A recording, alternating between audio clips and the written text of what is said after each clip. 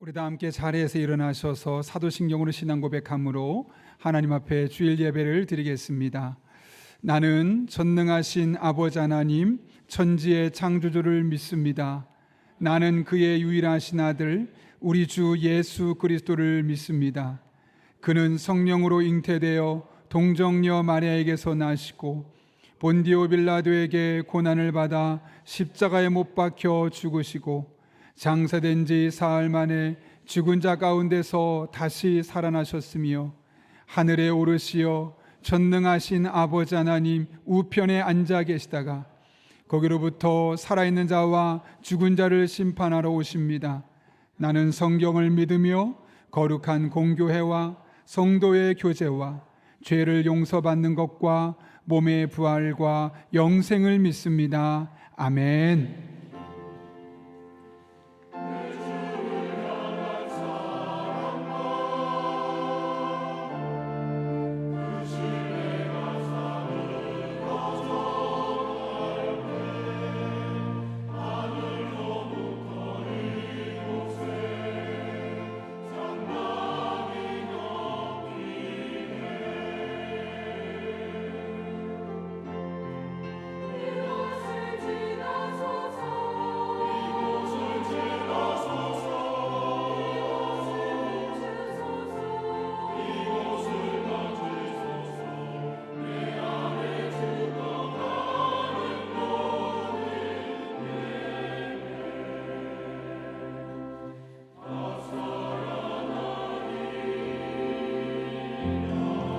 오늘도 우리를 생명으로 이끄시는 주님의 임재 앞으로 나아갑시다.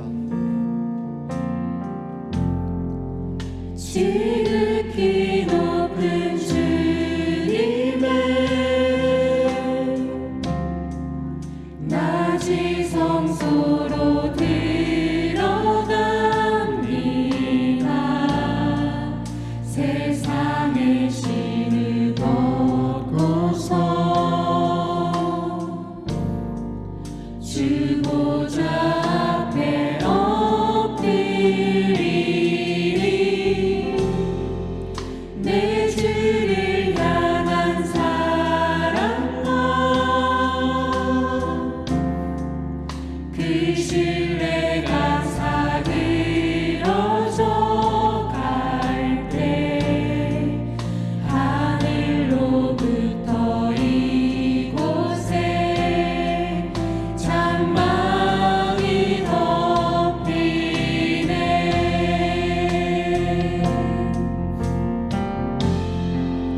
이곳을 덮으소서.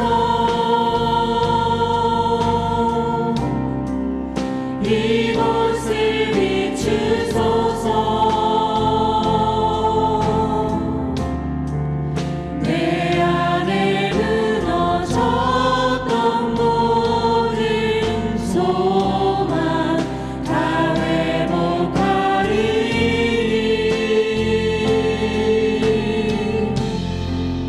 이곳을 지나소서. 이곳을 만지소서. 내 안에 죽어가는 모든 예배 다 살아나리라. 주님, 이곳을 덮으소서. 이곳을 덮으소서. 이곳을 비추소서. 내 안에 무너졌던 모든 소망 다 회복하리니. 주님, 이곳을 지나소서. 이곳을 만지소서. 내 안에 죽어가는 모든 예배 다 살아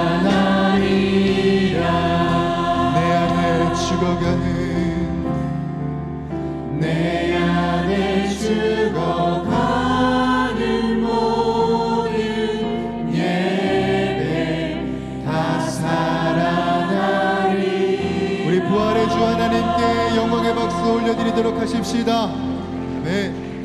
우리 자리에 앉아서 계속해서 찬양할 때 주님의 보좌 앞으로 나아가겠습니다.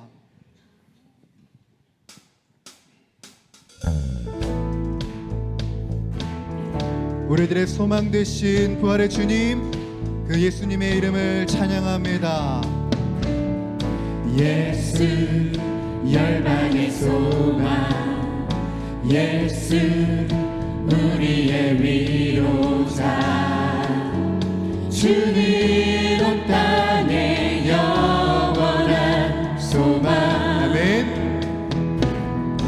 예수 어둠 속의 빛, 예수 변함없는 진리, 주는 온 땅의 빛이 되시네. 우리 위해 죽으시고 다시 사신 생명의 주, 주님만이 소망이요 변함없는 반석이라. 주님만이 온 세상을 비추시네. 또 죽음에서 부활하신 우리 구주 평강의 왕, 주를 믿는 모든 자의 소망 되신 주를 믿네. 우리 다시 한 번 더 믿음을 갖고 선포합시다. 예수 열방의 소망, 예수 열방의 소망, 예수 우리의 위로자, 우리 주는 온 땅의 영원한 소망. 아멘. 예수 어둠 속의 빛, 예수 변함없는 진리, 우리 주는 온 땅의 빛이 되시네. 우리 위해 죽으시고 다시 사신 생명의 주, 주님만이 소망이요 변함없는 반석이라. 주님만이 온 세상을 비추시네. 또 죽음에서 부활하신 우리 구주 평강의 왕, 주를 믿는 모든 자의 소망. 우리 한 번 더 선포할까요? 주님만이 소망이요 변함없는 반석이라. 주님만이 온 세상을 비추시네. 또 죽음에서 부활하신 우리 구주 평강의 왕, 주를 믿는 모든 자의 소망 되신 주를 믿네.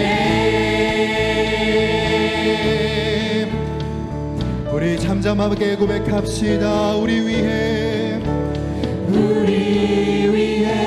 죽으시고 다시 사신 우리 위해 죽으시고 우리 위해 죽으시고 다시 사신 생명의 주,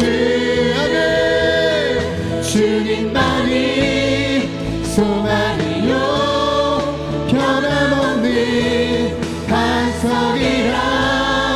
주님만이 온 세상을 비추시네.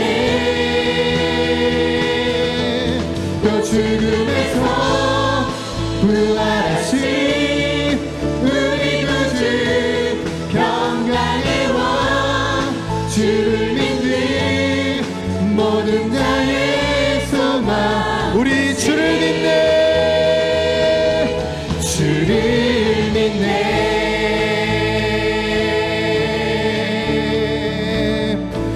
우리들의 산소망 되신 주 예수 그리스도에게 영광과 감사의 박수를 올려드립시다. 아멘.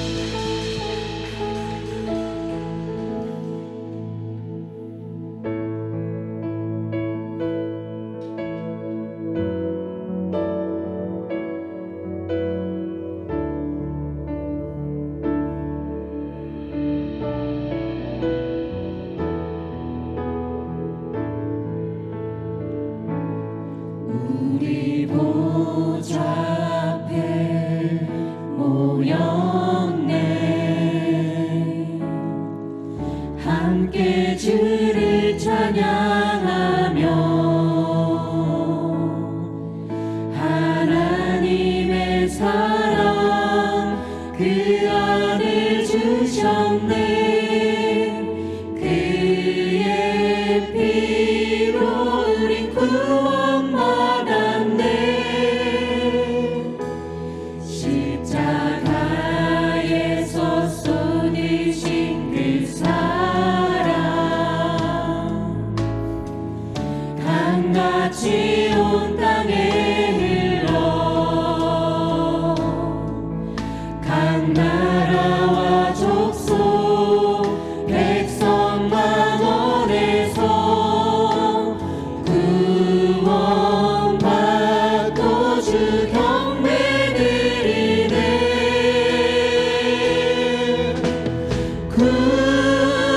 구원하시니 보좌에 앉으신 우리 하나님과 어린 양께 있도다. 구원하시니 보좌에 앉으신 우리 하나님과 어린 양께 있도다. 고백합시다. 우리 보좌 앞에 우리 보좌 앞에 모였네. 함께 주를 찬양하며 하나님의 사랑 그 아들 주셨네. 그의 피로 우리 구원 받았네. 십자가에서 쏟으신 그 사랑 강같이 온 땅에 흘러 각 나라와 족속 백성 만원에서 구원받고 주 경배 드리네.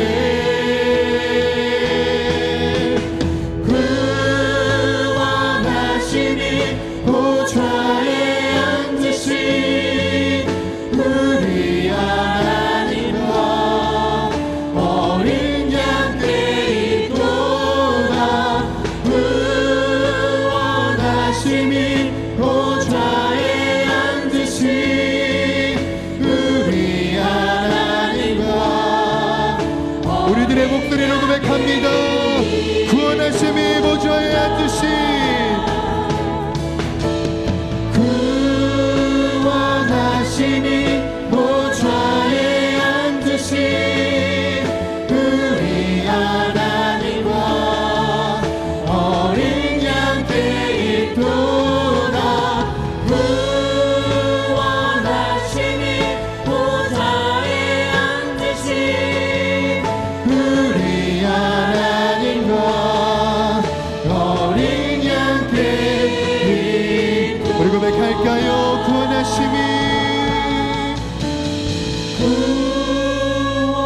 구원하시니 보좌에 앉으신 우리 하나님과 어린 양께 있도다. 구원하시니 보좌에 앉으신 우리 하나님과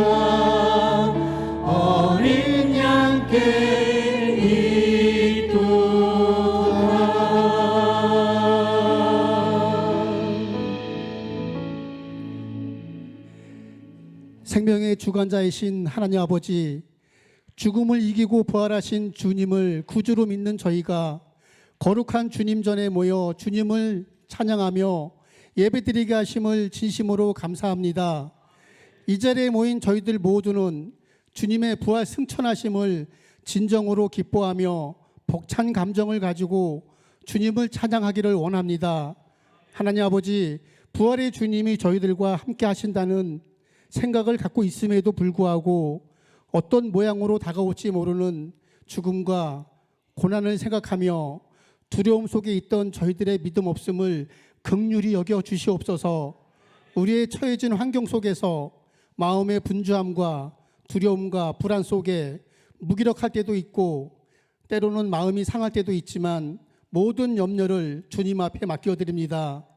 부활의 주님이 저희들 가운데 살아계심을 잊지 않게 하시고 영원히 함께 하시겠다는 약속의 주님을 신뢰하며 나아갑니다. 저희들에게 세상을 이길 큰 믿음을 허락하여 주시옵소서. 믿음은 들음에서 나고 들음은 하나님의 말씀이심을 믿습니다. 부활의 복된 말씀을 선포하는 배덕한 담임 목사님을 성령 충만과 육신의 건강함으로 주님이 부어주시는 기쁨과 사랑으로 목양을 감당할 수 있는 지혜로 은혜를 부어 주시옵소서. 오늘도 하나님의 말씀을 대원하실 때 전하는 자, 듣는 자 모두가 성령의 감동으로 넘치게 하시고 온 교회가 하나님의 임재를 경험하는 풍성한 은혜로 도와주시옵소서. 하늘의 복을 받아 세상이 복이 되는 교회가 되기를 원합니다.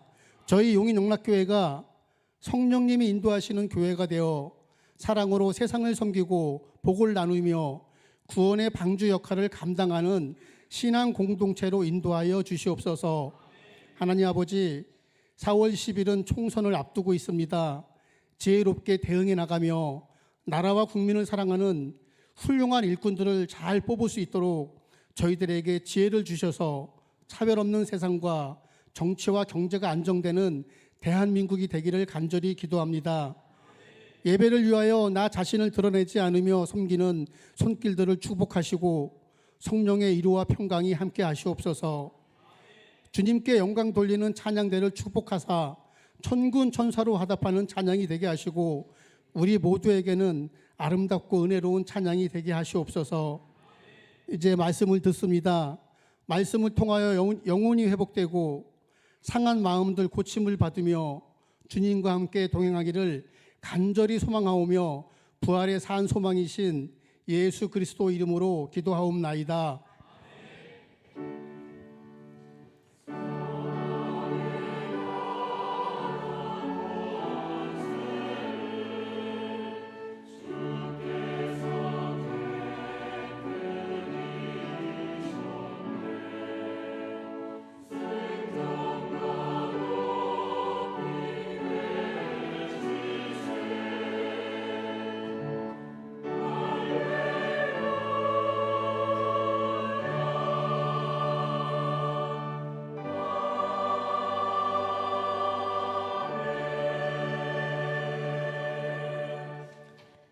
오늘 우리에게 주시는 하나님의 말씀은 출애굽기 3장 13절에서 15절 말씀입니다. 출애굽기 3장 13절에서 15절까지 말씀입니다. 구약 성경 85쪽에 있습니다. 하나님의 말씀을 봉독하겠습니다. 모세가 하나님께 아뢰되 내가 이스라엘 자손에게 가서 이르기를 너희의 조상의 하나님이 나를 너희에게 보내셨다 하면 그들이 내게 묻기를 그의 이름이 무엇이냐리니 내가 무엇이라고 그들에게 말하리이까. 하나님이 모세에게 이르시되 나는 스스로 있는 자이니라. 또 이르시되 너는 이스라엘 자손에게 이같이 이르기를 스스로 있는 자가 나를 너희에게 보내셨다 하라. 하나님이 또 모세에게 이르시되 너는 이스라엘 자손에게 이같이 이르기를 너희 조상의 하나님 여호와 곧 아브라함의 하나님, 이삭의 하나님, 야곱의 하나님께서 나를 너희에게 보내셨다 하라. 이는 나의 영원한 이름이요 대대로 기억할 나의 칭혼이라. 이것은 하나님의 말씀입니다.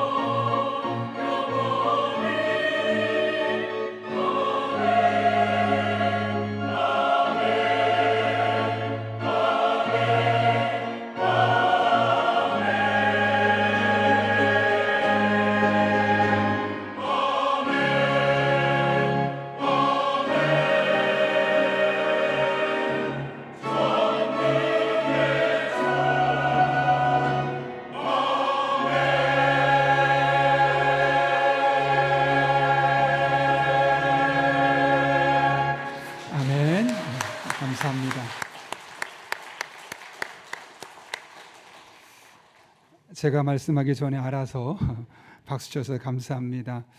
다시 한번 하나님께는 영광의 박수, 또 칸타타를 위해 그동안 수고하신 우리 시온 찬양대에게는 감사와 격려의 박수 다시 한번 부탁합니다. 네, 여러분 주부를 참가하실 때 귀의 소식 전하겠습니다. 우리 교회를 방문하신 모든 분들 주님의 이름으로 환영합니다. 등록 원하시는 분 말씀하시면 제가 친절하게 도와드리도록 하겠습니다. 지난 주간에 등록하신 분들이 계신데요, 우리가 이분들이 잘 정착하시고 또 우리에게 한 가족으로 온전히 신앙생활을 즐겁게 할 수 있도록 기도해 주시고 또 먼저 다가서 주시면 되겠습니다. 네, 말씀과 함께 철로역전 계속 진행 중에 있습니다. 오늘은 부활주일이면서 5월 출석주일로 보내고 있습니다. 그래서 나가실 때 부활절 계란 2개씩 이렇게 하나의 세트로 되어 있는데 꼭 가져가시고, 혼자 다 드셔도 좋겠지만 주변에 예수님 믿지 않는 분 있으면 부활 계란이야 하면서 은근히 복음을 전할 수 있는 기회로 삼아줘도 되겠습니다. 오늘 오후 찬양 예배는 오이코스 전체의 모임이며 연합 모임으로 진행하게 됩니다. 소속되지 않은 분들도 참석 가능하니 많은 참석 부탁드리고요. 오늘은 서로를 알아가는 그런 교제 디스크에 대해서 제가 좀 더 간단하게 설명을 하고 또 쉐어링하는 시간이 있습니다.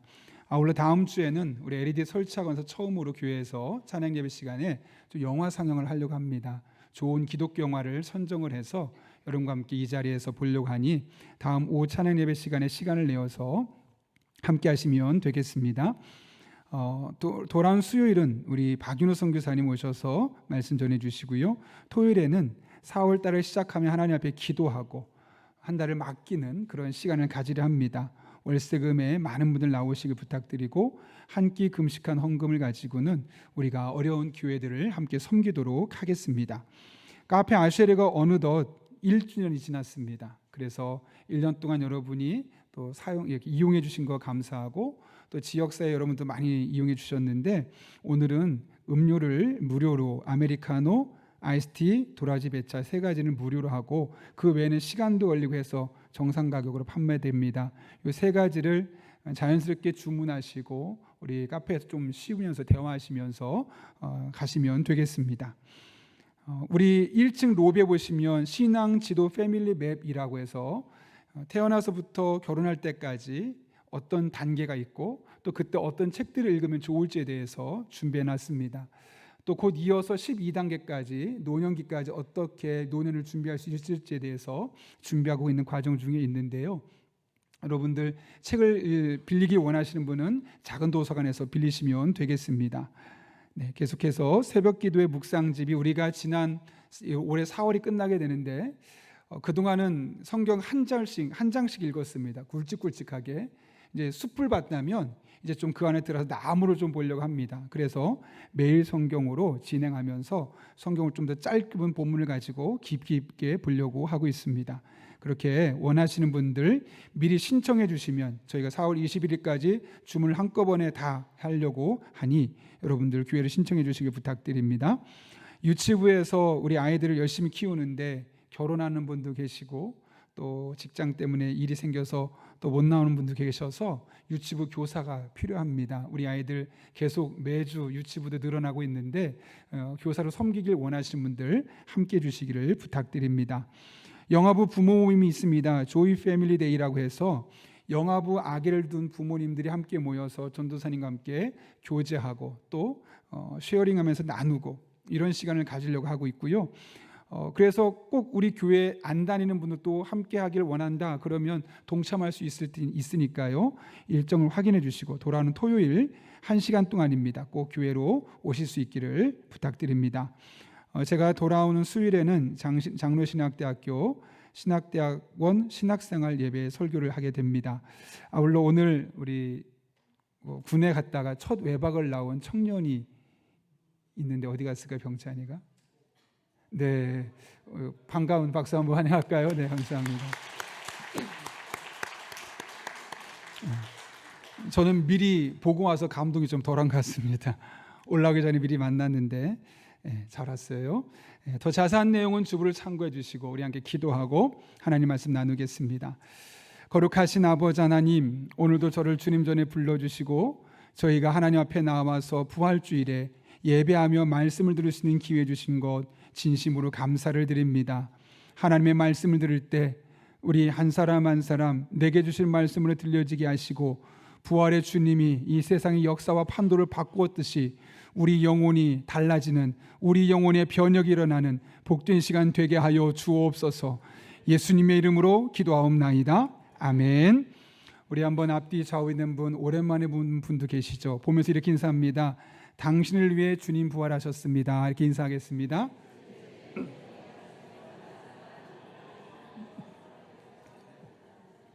너무 길까요? 짧게 합니다. 당부합니다. 이렇게 합니다. 당신을 위해 부활하셨습니다. 이렇게. 네. 오늘 우리가 1년 만에 부활주일로 모여서 예배를 드리고 있습니다.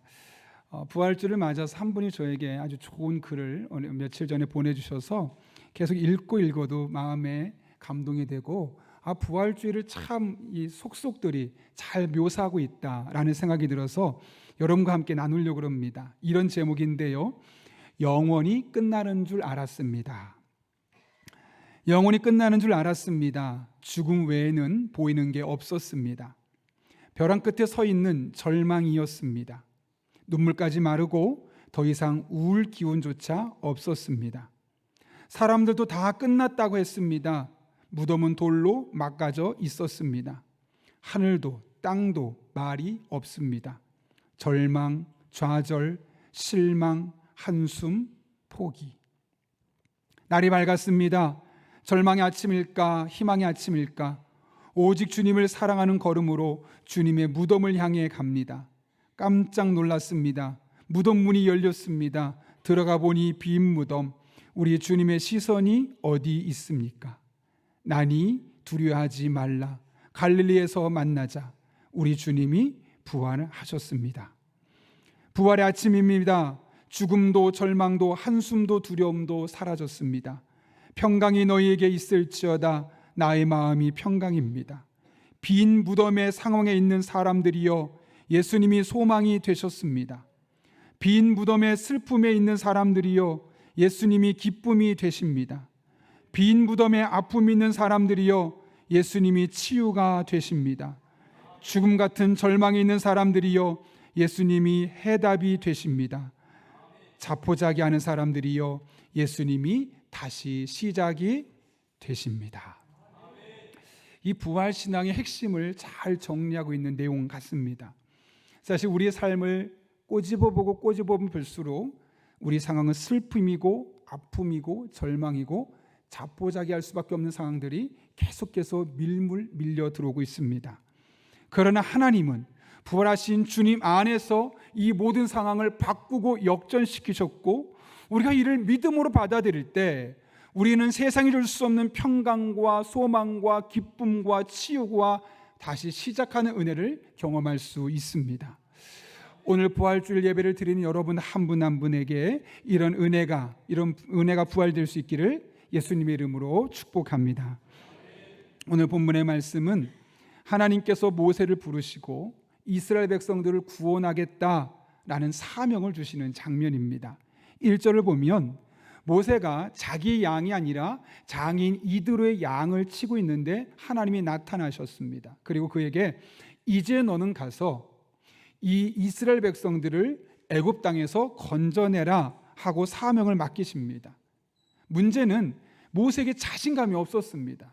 그래서 하나님께 묻습니다. 10절을 보면 만약 이스라엘 백성들이 저에게 너를 이곳에 보낸 신의 이름이 무엇이냐 라고 묻는다면 저는 도대체 무엇이라고 말합니까?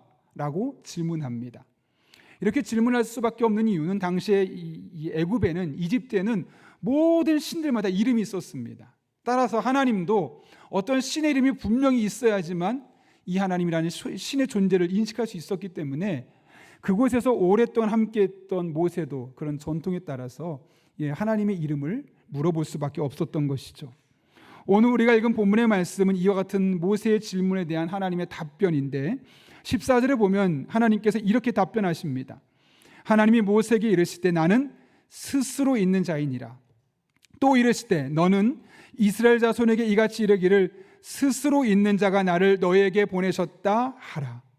하나님은 나는 스스로 있는 자다라고 말씀하셨습니다. 우리가 보기에는 한 문장이지만 사실 이 스스로 있는 자다를 해석한 것을 풀면 여호와라는 글자로 바꿀 수 있습니다. 예흐예, 아쉐르 예흐예라는 단어가 이 세 개의 단어가 쓰였는데 이걸 합하면 여호와라는 단어로 합할 수 있는 것이죠. 다시 말하면 지금 하나님께서는 모세에게 본인의 새로운 이름 여호와를 나는 스스로 있는 자다라는 이름을 통해서 가르쳐주고 계신 거죠.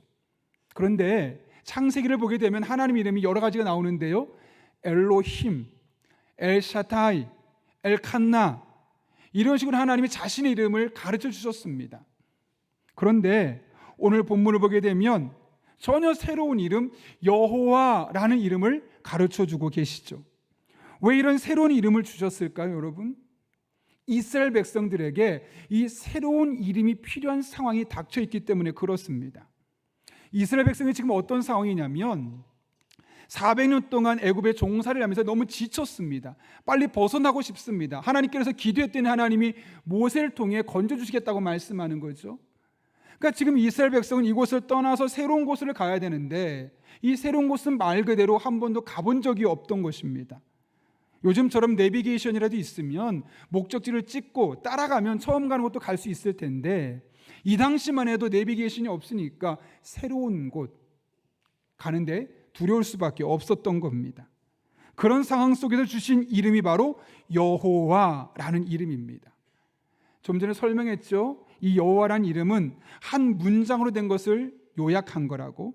근데 여기서 보면 여호와를 풀었으면 나는 스스로 있는 자다라가 되는데요, 여기 스스로 있다 할 때 있다라는 단어가 히브리어로 보면 아쉐르라는 단어가 쓰였어요. 이게 뭐냐면 그가 늘 계실 것이다, 영원하다, 이런 뜻을 갖고 있는데 이게 동사로서 미완료형이 쓰였어요. 이게 뭐냐면 계속해서 반복된다는 거예요. 다시 말하면 하나님은 과거에도 함께 하셨는데 지금도 함께 하실 거고 반복해서 앞으로도 너의 미래도 함께 하실 것이다 라고 말씀하고 있는 것이죠. 여러분, 이게 무슨 말이겠습니까? 하나님께서 우리와 늘 함께 하시면서 우리의 미래, 불투명하고 우리하고는 불안감을 가끔 만드는 그 미래까지도 동행하시면서 함께 하실 것임을 말씀하고 있는 것이죠.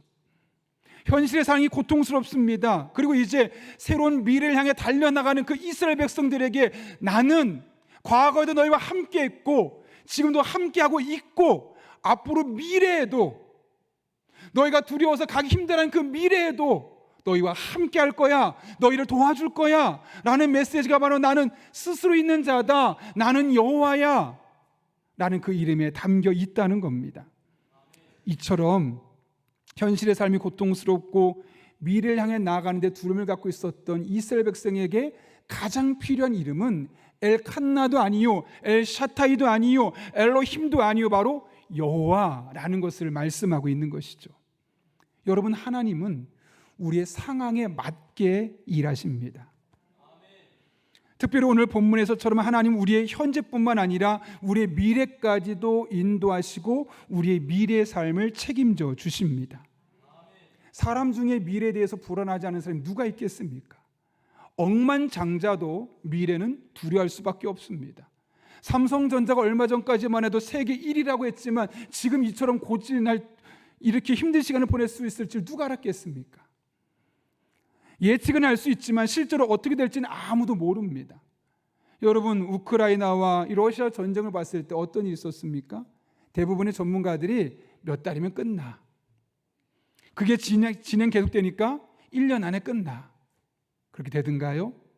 전문가라고 말한 사람이 예측했어도 예측이 하나도 안 맞고 벌써 2년을 넘어서 3년째를 달려가고 있는 겁니다.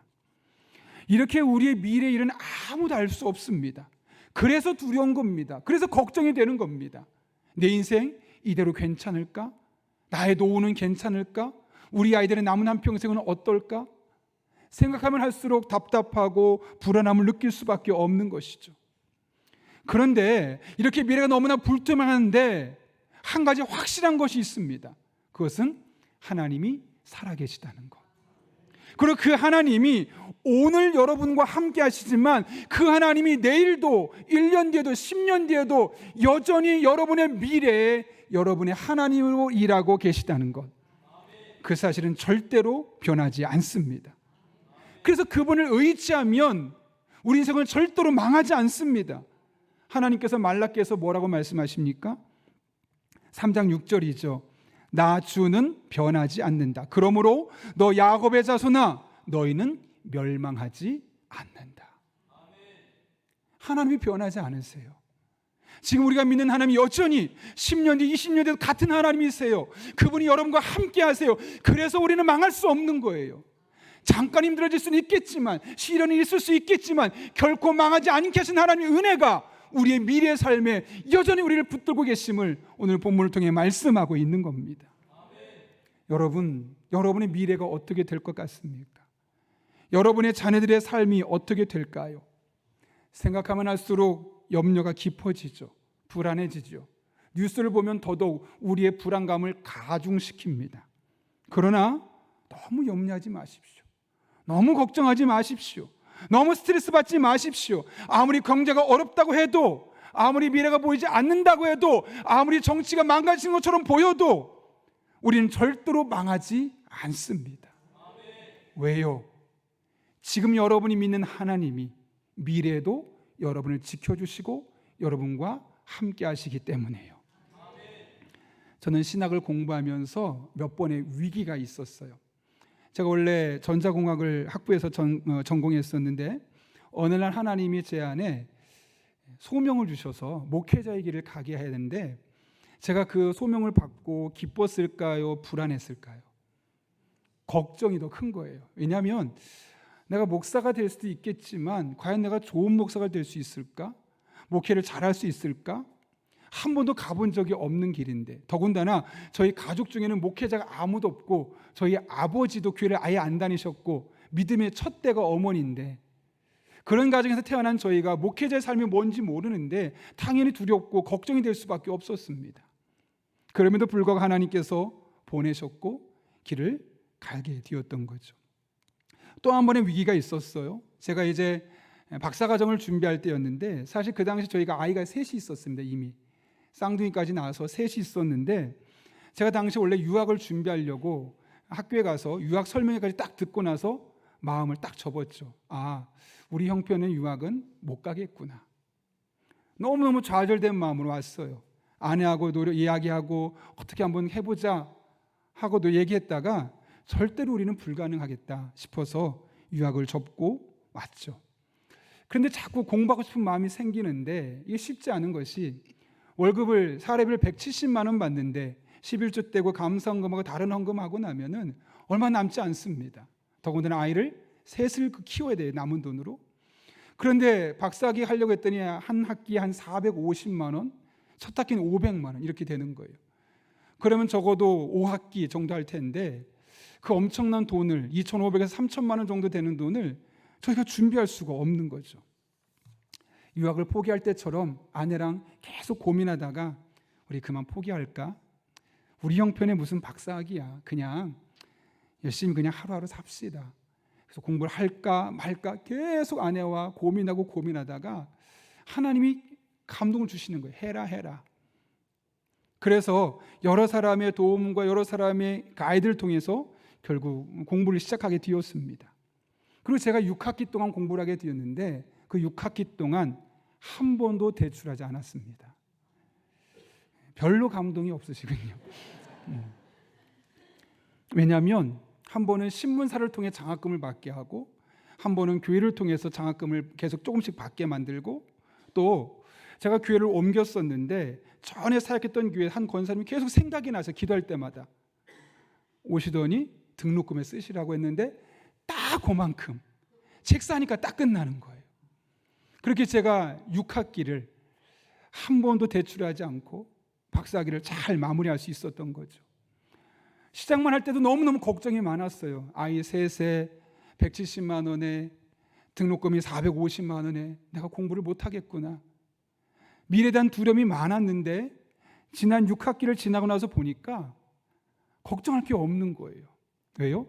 하나님이 저희 미래의 삶에 계속 함께 하시면서 그 모든 일이 가능하도록 만들어 주시더라고요. 그 일을 시키시니까, 그 일을 하게 하시니까 그 일이 가능하도록 사람을 보내시기도 하고, 한 번은 부모님을 보내시기도 하고, 한 번은 학교를 통해서, 한 번은 신문사를 통해서 공부를 할 수 있도록 하나님이 인도해 주시더라고요. 그래서 저는 지금도 걱정하지 않아요. 사실 제가 저희 교회 처음에 부임했을 때 순간적으로는 좀 놀랐었어요. 아, 우리에게 빚이 이렇게 많구나. 땅을 사고 건축하면서 많은 빚을 갖고 있구나. 그런데 제 친구들, 동기들도 말하는 거예요. 야, 너 고생 많이 하겠다. 어떡하냐? 너 은퇴할 때까지 빚 갚다 끝나는 거 아니냐? 막 그런 얘기를 하는 거예요. 근데 저는 신기하게 아무런 걱정이 안 되는 거예요. 왜냐하면 저의 목회를 시작할 때부터 박사학위 할 때까지 하나님이 계속 인도하신 게 있잖아요. 걱정한다고 일이 해결되는 게 아니더라고요. 그냥 하나님 붙들고 하나님 의지하고 그냥 내게 주어진 삶을 믿음으로 잘 살아가니까 하나님이 채워주시는 것을 경험해 봤잖아요. 그래서 빚이 많은데 아무런 걱정이 안 되는 거예요. 물어보면 괜찮습니다. 걱정 없이 잘하고 있습니다. 예, 8년 동안 한 11억을 갚았어요. 네, 아직도 잘 교회가 빚을 갚아나가고 있습니다. 따로 건축 헌금하지 않아도 은혜 가운데 잘 해결하고 있죠. 전 그래서 지금도 걱정하지 않아요.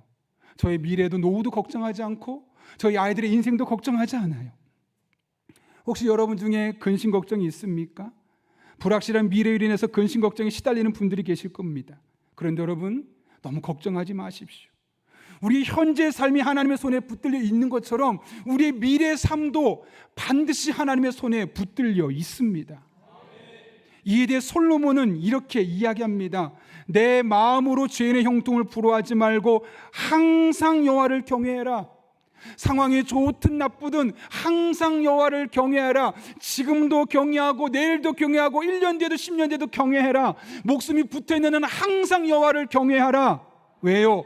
정녕 너의 장래가 있겠고 너 이렇게 망하지 않아.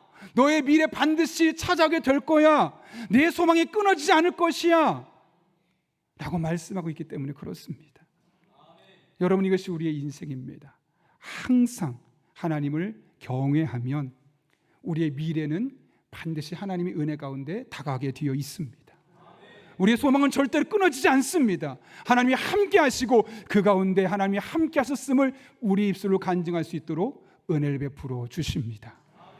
이 부활주일에 이런 은혜, 이런 믿음이 회복될 수 있기를 예수님의 이름으로 축원합니다. 오늘 본문에 하나님께서 여호와라는 이름을 새롭게 가르쳐 주신 두 번째 이유를 발견할 수 있는데요. 오늘 본문 15절 말씀 볼까요? 그 이름을 가르쳐 주시고 나서 강조하세요. 근데 어떻게 강조하시느냐? 같이 읽겠습니다. 시작. 하나님이 또 모세에게 이르시되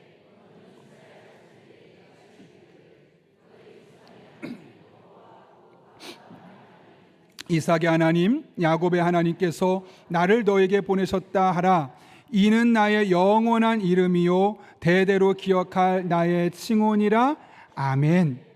여호와라는 이름을 가르쳐 주셨어요. 그리고 나서 뭐라고 말씀하냐면 이 칭혼은 대대로 기억해야 해 라고 말씀하세요. 너만 기억하면 돼, 절대 잊으면 안 되라고 말씀하신 것이 아니라 대대로. 이게 무슨 말일까요, 여러분? 내가 이 경험한 하나님의 은혜, 이거를 내 자녀들에게, 또 그의 자녀들에게, 후손들에게 천대에 이르기까지 이 하나님의 사랑이 끊어지지 않도록, 하나님 믿고 의지하는 이 믿음이 끊어지지 않도록 계속해서 믿음이 흘러가고 믿음이 전수될 수 있도록 노력하라 라는 말씀 아니겠습니까? 초등학생 엄마들이 카페에서 모여서 대화를 하고 있어요. 한 엄마가 우리 아들 국어가 90점 맞았어. 그 옆에 있던 엄마가 우리 아이는 98점이야. 속이 상하죠. 내 아이보다 8점을 더 맞았네. 그런데 그렇게 대화 중에 한 엄마가 너무 조용히 아무 말도 안 하고 가만히 있는 거예요. 다 대화가 좀 잠잠해질 되니까 그 엄마가 말합니다. 우리 아들은 아무리 해도 성적이 안 올라요. 매달 성적이 똑같아요. 너무 걱정이 되는 거, 엄마가. 그래서 옆에 있는 사람들이 조심스럽게 묻습니다. 아니 도대체 몇 점이길래요? 네, 100점요. 매달 성적이 그대로네요. 사실 자랑하는 거죠. 유머지만 얼마나 우리 부모들의 머릿속에 아이들의 성공, 또 공부 이런 것에 얼마나 집중되어 있는지를 우리가 살펴볼 수 있는 단면입니다. 한옥 목사가 쓴 홈 스위트 홈이라는 책이 있어요. 그 책에 보게 되면 강남에 사는 한 부부의 이야기가 나와요. 지금 새로운 교회가 서울 강남 쪽에 있지 않습니까? 그래서 그 교회 성도인데 새벽 기도까지 정말 열심히 하는 믿음이 좋다고 알려져 있는 성도예요. 그런데 어느 날 얼굴이 너무 근심이 가득한 거예요. 그래서 무슨 일인가 물었더니 아들 때문에 힘들다는 거죠. 사실 아들은 미국의 아이비리그에 있는 명문대학에 입학했던, 그래서 뭐 옆에 있는 사람이 너무너무 부러워했던 그런 아들이거든요. 근데 그 아들 때문에 스트레스고 그 아들 때문에 근심 걱정이 너무 심하다는 거예요. 왜 그런가 알아봤더니 대학에 들어가서 그만 마약에 손을 대어버린 거예요. 나중에는 인생 허무해. 그리고 그렇게 힘들게 진학했던 학교를 때려치고 한국으로 돌아버린 거예요. 아니, 한국 가서 정신 차리고 새롭게 살면 괜찮은데 마약하는 친구들과 어울리면서 점점점 타락해 가는 거죠. 부모 마음이 새카맣게 타는 겁니다. 그러면서 그 부모가 이렇게 얘기했다고 합니다. 이 아이가 청소년기를 지나는 동안 명문대학 보내는 것에 올인했다는 거예요. 얘는 이 정도의 대학을 무조건 가야 돼.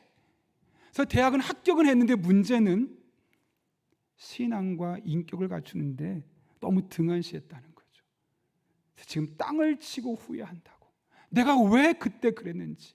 조금 더 빠르게, 물론 공부도 너무너무 중요하지만 그때 하나님을 제대로 알게 했어야 되는데 차라리 아이비리그 명문대학 가는 게 무슨 의미가 있겠어요, 여러분? 물론 공부가 나쁘다는 거 아니고 공부 잘하는 걸 무시하면 안 돼요. 그런데 여러분, 공부는 정말 잘해요. 그리고 돈은 정말 잘 벌어요. 하나님을 몰라요. 하나님과 상관없는 삶을 살아요. 그게 복일까요? 반면에 공부는 상대적으로 조금 못할 수도 있어요. 돈 버는 재능이 없어서 부유하게 살지 못하고 그냥 우리처럼 평범하게 사는 삶을 살 수 있어요. 근데 하나님은 잘 믿어요. 어떤 게 진짜 복일까요, 여러분? 그 부모가 그 아이의 모습 보면 너무 마음이 아픈 거예요. 내가 그때 그렇게 공부시켜서 명문대학 가게 했던 것만큼 신앙의 명문화 생활을 세우기 위해서 아이에게 노력했다면, 그걸 조금만 더 강조했다면 이렇게 땅을 치며 한탄하는 일은 생기지 않을 텐데 후회하고 또 후회했다는 거죠. 너무너무 마음이 아픕니다. 아마 여러분 주변에도 비슷한 일들 있을 수 있어요. 그래서 늘 아이를 놓고 기도하고 어떤 때는 포기해야 되나? 그런 마음이 드는 분도 있을 거예요. 그런데 절대로 포기하지 마세요. 절대로 손을 놓아서는 안 됩니다. 미국 뉴욕에 브루클린 태버너클이라는 세계적인 교회가 있어요. 그게 담임 목사가 짐 삼발라 목사인데 딸이 크리스틴이라는 딸이 있어요. 크리스틴. 근데 이 딸은 청소년 10대에게 정말 불량 청소년들과 어울리면서 불량 청소년들이 할 수 있는 일들을 다 했어요. 성적인 것도, 또 마약도 손도 대고 도둑질도 하고 클럽에 다니면서 놀기만 하고 이런, 당시에 미국에서 이 불량 청소년이 할 일을 다 하고 다니는 거죠. 목사 딸이. 그러다 결국은 가출까지 해버린 겁니다. 목사님 사모님 열심히 기도하는데 너무너무 마음이 아프고 답답하기만 하더라고요. 어느 날 하나님께서 주신 마음이 성도들에게 공개하고 기도를 부탁해라. 그래서 성도들에게 화요일 날 기도했대. 우리 딸이 지금 이런 상황이 있습니다. 집도 나갔습니다. 저희 딸을 위해 기도해 주십시오 하고 그 성도들이 함께 간절히 기도했다는 거예요. 그리고 나서 4일 만에 딸이 들어왔어요. 근데 딸이 이런 말을 하는 거예요. 4일 전에 갑자기 하나님 주시는 마음이, 너 이렇게 계속 살다가 네 인생 어떻게 될 것 같니? 두려움을 심어준 거예요. 겁나는 마음을 준 거예요. 그래서 4일 동안 씨름하다가 어쩔 수 없이 항복하고 다시 집으로 돌아왔다는 거예요. 근데 그 4일 전에 갑자기 하나님이 주신 마음이, 너 이렇게 살다 네 인생 망가진다. 너 이렇게 살다 내 인생 내 미래 없다. 그 두려움을 주신 때가 언제였냐면 함께 모여서 기도했을 때. 둘이 말을 맞춰보니까 딱 그 시간에 그렇게 되었다는 거죠. 그 딸이 물론 많은 방황도 했었어요. 그러나 어릴 적에 하나님을 열심히 알고 배웠던 것이 남아 있어서 결국 다시 하나님 품으로 돌아올 수 있었던 것이죠. 많은 분들이 자녀들에게 집을 장만해 주고 재산을 물려주는 것을 삶의 목표 1순위를 삼는 분들이 많아요. 정말 열심히 하고 한 푼이라도 모아서 우리 아이 조금 덜 고생하게 하겠다고 그렇게 돈을 모으고 모아서 모든 에너지를 아이들에게 쏟아요. 그런데 그런 통계가 있어요. 자녀의 인생을 가장 빠르게 파괴하는 방법은 돈을 그냥 물려주는 거다. 여러분, 신앙이 제대로 서 있지 않으면 그 돈을 쓰는 방법을 몰라서 결국 아이를 몰락시킬 수밖에 없는 거예요. 그런 의미에서 우리는 어쩌면 자녀의 미래를 위한 가장 확실한 투자는 하나님을 의지하게 만드는 것, 하나님을 믿게 만드는 것, 하나님밖에 소망이 없습니다를 깨닫게 하는 것. 여러분, 우리 아이들이 하나님 만나면 걱정할 게 없습니다. 왜요? 내가 우리 아이들 인생 책임 다 못 져주거든요. 근데 누가 책임져 주십니까? 하나님이요.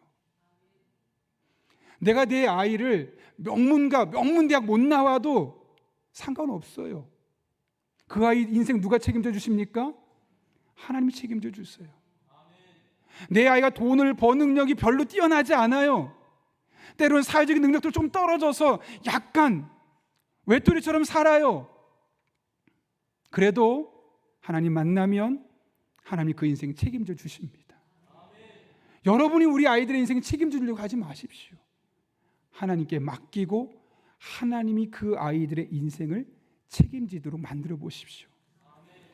요셉을 통해 이 사실을 깨닫지 않습니까? 창세기 39장 2절과 3절을 보면 요셉의 일생을 이렇게 묘사하고 있어요. 여호와께서 요셉과 함께 하심으로 그가 형통한 자가 되어 그의 주인 애굽 사람의 집에 있으니 그의 주인이 여호와께서 그와 함께 하심을 보며 또 여호와께서 그의 범사에 형통하게 하심을 보았더라. 요셉이 형통했대요. 범사에 형통했대요. 인간관계도 잘하고 가족도 잘 꾸려가고 많은 돈은 벌지 못하지만 경제생활도 넉넉하게 해나가고 규모 있게 살아가는 그런 지혜로운 아이로서 형통한 사람이 되었대요. 근데 그 이유가 무엇 때문이라고 말합니까? 똑똑했기 때문에요? 줄을 잘 잡았기 때문에요? 그런 말 나오지 않죠. 뭐라고 말합니까? 여호와께서 그의 범사에 형통하게 하셨더라. 여러분, 아이들에게 주어진 복은 여러분이 주는 복이 아닙니다. 하나님이 주셔야 그게 복이 되는 겁니다. 여러분이 복을 주려고 하면 그 복은 아이의 복을 빼앗아 갈 수도 있어요.